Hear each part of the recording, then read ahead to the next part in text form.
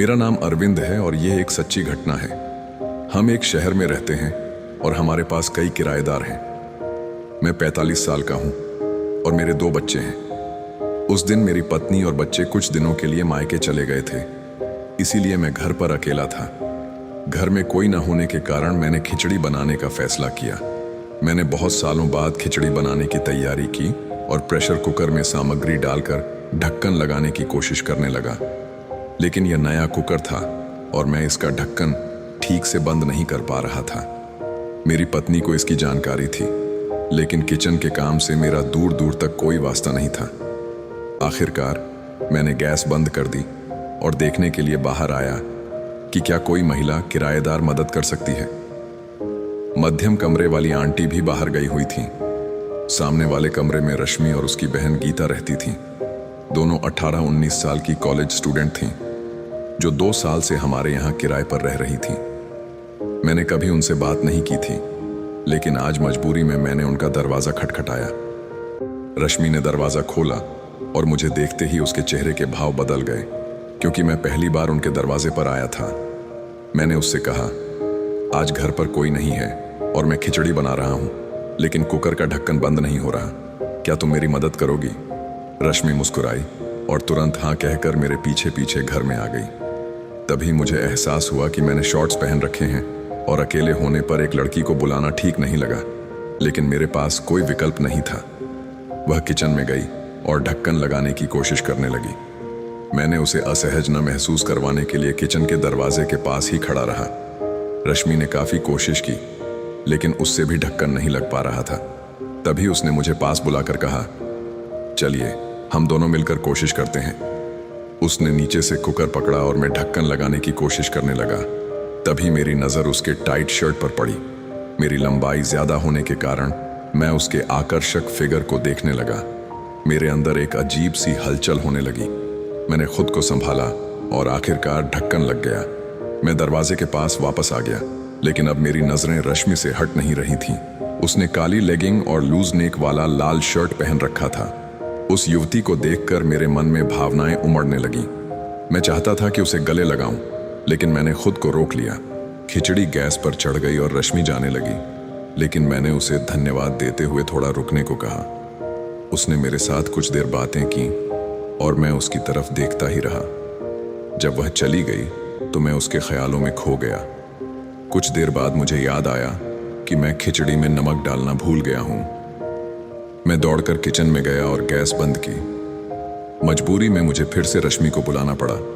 मैं उसके पास गया और बोला, माफ़ करना, तुम्हें फिर से परेशान कर रहा हूँ। मैं नमक डालना भूल गया। रश्मि हंस दी और वापस मेरे घर आ गई। इस बार उसने आसानी से ढक्कन खोलकर नमक डाला और कुकर वापस गैस पर रख दिया। इस दौरान मैं उसे नीचे से ऊपर तक गौर से देख रहा था। तभी अचानक वह मुड़ी और मेरी नज़रों को भांप गई। वह बिना कुछ कहे चली गई। रात को मैं बिस्तर पर लेटा, लेकिन रश्मि के ख्याल मेरे दिमाग से नहीं निकल रहे थे।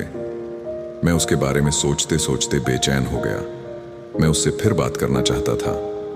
तभी मुझे याद आया कि किराएदारों की डायरी में उसका नंबर होगा। मैंने उसका नंबर ढूंढकर अपने फ़ोन में सेव कर लिया। काफ़ी सोच विचार के बाद मैंने उसे व्हाट्सएप पर हाई भेज दिया। हैरानी की बात यह थी कि उसने तुरंत जवाब दिया। उसका रिप्लाई पाकर मैं खुश हो गया। मैंने उसे धन्यवाद दिया और धीरे धीरे बातचीत बढ़ाने लगा। मैं चाहता था कि वह फिर से मेरे घर आए, लेकिन सीधे कहने की हिम्मत नहीं हो रही थी। आखिरकार मैंने कोई बहाना ढूंढकर उसे बुलाने का फैसला किया। 10 बजे रात का वक्त था। मैंने रश्मि को मैसेज किया, तुम्हारी मदद के लिए फिर से थैंक्स। क्या तुम मेरे उस बिजनेस आइडिया के बारे में बात कर सकती हो? मैं लेडीज़ अंडरगारमेंट्स का एक नया बिजनेस शुरू कर रहा हूँ। मेरे पार्टनर के पास ब्रांडेड कपड़ों के सैंपल्स हैं। अगर तुम्हें चाहिए तो मैं तुम्हारे लिए फ्री में ले आऊँगा। रश्मि उत्साहित हो गई। सच में अंकल? क्या वाकई मुझे फ्री में मिलेंगे? मैंने जानबूझकर जवाब दिया। हाँ, पर कैटलॉग मेरे घर पर है। अगर तुम्हें देखना है तो अभी आ जाओ। मैंने शॉर्ट्स पहन रखे थे, बिना शर्ट के। दरवाजा खटखटाया तो रश्मि खड़ी थी। उसने पिंक टॉप और व्हाइट शॉर्ट्स पहन रखे थे। उसकी सुंदरता देखकर मेरा दिल धड़कने लगा। वह हंसते हुए बोली, अंकल, मैंने आपको पहले भी ऐसे ही देखा है, कोई बात नहीं। मैंने दरवाजा बंद किया और उसे सोफे पर बैठाया। मैंने मोबाइल पर कैटलॉग दिखाया, लेकिन मेरी नजरें उसके होठों पर थीं। वह एक एक डिजाइन चुन रही थी। मुझे ये वाला 36 साइज चाहिए। मैंने जानबूझकर पूछा, तुम अभी कौन सा पहन रही हो? साइज मैच करने के लिए जानना जरूरी है। रश्मि शर्मा गई। अंकल, मैं साधारण कपड़े पहनती हूँ। मैंने आगे बढ़कर कहा, चेक करने के लिए अभी निकाल कर दिखाओ, वरना साइज गलत हो जाएगा। वह हिचकिचाई, फिर किचन में जाकर कपड़े बदलने लगी। जब वह लौटी तो उसके हाथ में गीले कपड़े थे।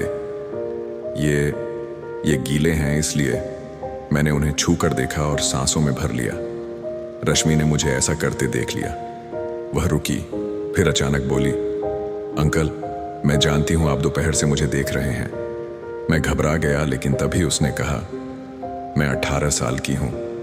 मेरे माता पिता मेरी शादी की जल्दी में हैं, पर मैं तो बस कुछ अलग महसूस करना चाहती हूं। मैं समझ गया। मैंने उसे पास खींचकर चूम लिया। वह शुरू में हिचकिचाई, फिर पिघल गई। हमने एक दूसरे को पूरी तरह से खोजा। उसके नाजुक हाथ मेरी पीठ पर थे और मेरे होंठ उसकी गर्दन पर। जब मैंने उसे छुआ तो वह कांप उठी। अंकल, ये पहली बार है मेरे लिए, उसने फुसफुसाया। मैंने धीरे से कहा, डरो मत, बस महसूस करो। हमारी सांसें तेज हो गईं। वह मेरे स्पर्श से गर्म हो रही थी। जब मैंने आगे बढ़ाया तो उसने आंखें बंद कर लीं। उसके चेहरे पर एक अजीब सी मुस्कान थी। जब सब कुछ खत्म हुआ तो वह मेरे सीने से चिपक गई। मैंने कभी सोचा भी नहीं था कि ऐसा होगा।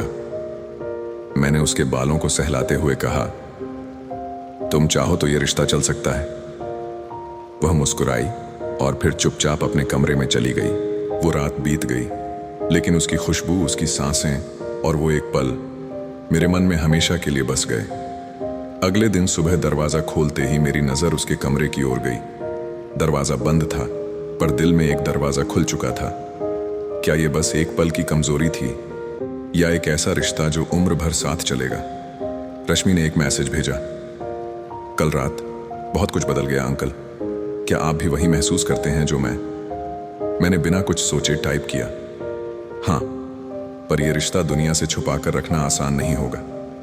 उसने जवाब दिया, तो क्या करें? छोड़ दें या निभाएं? अब फैसला मेरा नहीं, हमारा है। क्या यह रिश्ता आगे बढ़ना चाहिए? क्या उम्र के फासले दिलों को बांध सकते हैं? आप बताइए, क्या आप भी कभी किसी ऐसे रिश्ते में उलझे हैं जहां दिल चाहता कुछ और है और दुनिया कुछ और? कमेंट में बताइए, और ऐसे और सच्ची कहानियों के लिए चैनल को सब्सक्राइब जरूर करें, क्योंकि कुछ कहानियां बस सुनी नहीं, महसूस की जाती हैं।